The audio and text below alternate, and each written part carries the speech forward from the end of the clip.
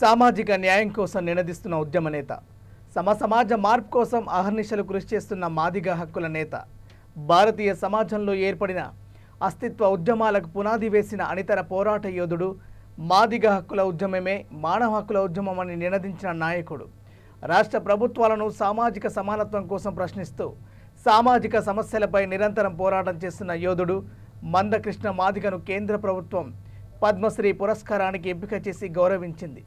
ఈ నేపథ్యంలో మందకృష్ణ మాదిగ ఉద్యమ ప్రస్థానంపై వేత్రిను సంధిస్తున్న ప్రత్యేక కథనం.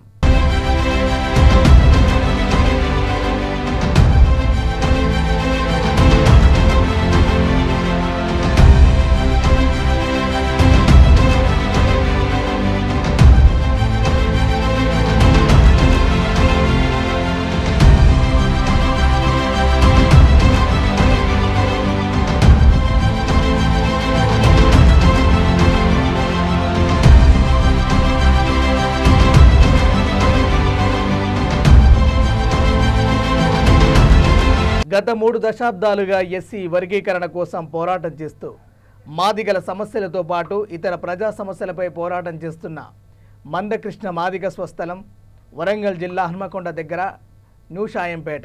1980వ దశకంలో విద్యార్థి దశలోనే కుల వివక్షపై పోరాటం ప్రారంభించారు. స్వగ్రామంలో తలెత్తిన కులపరమైన ఘర్షణకు వ్యతిరేకంగా గొంతెత్తిన మందకృష్ణ ఆ ఘటనలో బాధితుల పక్షాన నిలిచిన నాటి పీపుల్స్ వార్ పార్టీ పట్ల ఆకర్షితుడయ్యారు. జనగామ జిల్లా ఆర్గనైజర్గా కొంతకాలం పనిచేశారు. ఆ క్రమంలో అరెస్ట్ అయ్యారు. అనంతర కాలంలో సాయుధ విప్లవ పంతాను వీడిన మందకృష్ణ అప్పటికే జనజీవన స్రవంతిలోకి వచ్చిన ప్రముఖ కవి శివసాగర్ వెంట నడిచారు. కారంచేడులో దళితులపై జరిగిన హత్యాకాండకు వ్యతిరేకంగా పురుడు పోసుకున్న దళిత మహాసభతో గొంతు కలిపారు. ఎస్సీ రిజర్వేషన్ ఫలాల విషయంలో మాదిగలకు జరుగుతున్న అన్యాయాన్ని గుర్తించి ఎస్సీ కులాల జనాభా నిష్పత్తి ప్రకారం కేటగిరీ రిజర్వేషన్లను విభజించాలని, దళితుల్లో అత్యంత వెనుకబడిన కులాలకు న్యాయం చేయాలనే డిమాండ్తో ప్రకాశం జిల్లా ఈదుముడిలో 13 మంది యువకులతో 1994 జూలై 7న మాదిగ రిజర్వేషన్ పోరాట సమితి స్థాపించారు. 1997లో నారావారిపల్లె నుంచి హైదరాబాద్ వరకు 50 రోజుల పాటు సుమారు 1052 కిలోమీటర్లు మహాపాదయాత్ర చేశారు. 2007 మేలో నిరవధిక నిరాహార దీక్ష చేశారు. ఉమ్మడి ఏపీ వ్యాప్తంగా మాదిగ దండోరా ఉద్యమాన్ని క్షేత్రస్థాయిలోకి తీసుకెళ్లారు. ఈ ఉద్యమం స్ఫూర్తితో మహారాష్ట్ర, తమిళనాడు, కర్ణాటకలో సైతం ఎస్సీ వర్గీకరణ ఉద్యమాలు బయలుదేరాయి. మందకృష్ణ తన పేరు చివర మాదిగ సామాజిక వర్గం పేరును కలుపుకొని మందకృష్ణ మాదిగగా ప్రకటించుకున్నారు. మాదిగల ఆత్మగౌరవానికి చిహ్నంగా మారారు. మాదిగల కోసం ఎస్సీ వర్గీకరణ పోరాటాన్ని ప్రారంభించిన ఆయన దివ్యాంగులు, వృద్ధులు, హృద్రోగంతో బాధపడుతున్న చిన్నారుల తదితరుల కోసం ఉద్యమాలు నిర్మించారు. పేద కుటుంబాలకు చెందిన హృద్రోగ బాధిత పిల్లలను ఆదుకోవాలంటూ పిల్లలతో కలిసి హైదరాబాదులో 2004లో భారీ ర్యాలీ నిర్వహించారు. ప్రభుత్వం స్పందించి 2004 ఆగస్టులో రాష్ట్ర వ్యాప్తంగా వైద్య శిబిరాలు నిర్వహించింది.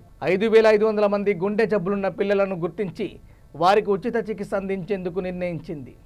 ఆ పోరాటం స్ఫూర్తిగానే నాటి సీఎం వైఎస్ ఆరోగ్యశ్రీ పథకాన్ని తెచ్చారన్న అభిప్రాయాలున్నాయి. దివ్యాంగుల కోసం 2007లో మందకృష్ణ నిజాం కళాశాల మైదానంలో మహాగర్జన నిర్వహించారు. వృద్ధులు, వితంతుల తరపున మందకృష్ణ ఉద్యమాలు నిర్వహించారు. 2007లో మందకృష్ణ వికలాంగుల హక్కుల పోరాట సమితిని నెలకొల్పారు. దివ్యాంగులకు ప్రతి నెల పెన్షన్లు ఇవ్వాలని, రిజర్వేషన్లు అమలు చేయాలని ఉద్యమించారు. దీంతో వారికి ప్రభుత్వం పెన్షన్ పథకాన్ని ప్రకటించింది. ఫలితంగా తెలుగు రాష్ట్రాల్లో వికలాంగులకు పెన్షన్ లభిస్తుంది. అంతేకాకుండా మందకృష్ణ మాదిగ 2004, 2009 ఎన్నికల్లో మదిర అసెంబ్లీ నియోజకవర్గం నుంచి స్వతంత్ర అభ్యర్థిగా పోటీ చేశారు. తర్వాత వర్ధన్నపేట శాసనసభ నియోజకవర్గ అభ్యర్థిగా పోటీ చేసి ఓడిపోయారు. తెలంగాణ ఉద్యమంలోనూ మందకృష్ణ తనదైన పాత్ర పోషించారు. ఒక సామాజిక వర్గం హక్కుల కోసం పోరాటం చేస్తూనే మరోపక్క మిగతా కులాలను, సామాజిక వర్గాలకు గౌరవించే గొప్ప వ్యక్తి మందకృష్ణ మాదిగ. వైశ్యుల మీద కంచె ఐలయ్య సామాజిక స్మగ్లర్లు, కోమట్లు అనే పుస్తకం వెలువరించినప్పుడు నాడు మందకృష్ణ మాదిగ కోమట్లకు మద్దతు తెలిపారు. కంచె ఐలయ్య వైశ్యులను కించపరుస్తూ పుస్తకాన్ని వెలువరించడాన్ని తీవ్రంగా ఖండించారు.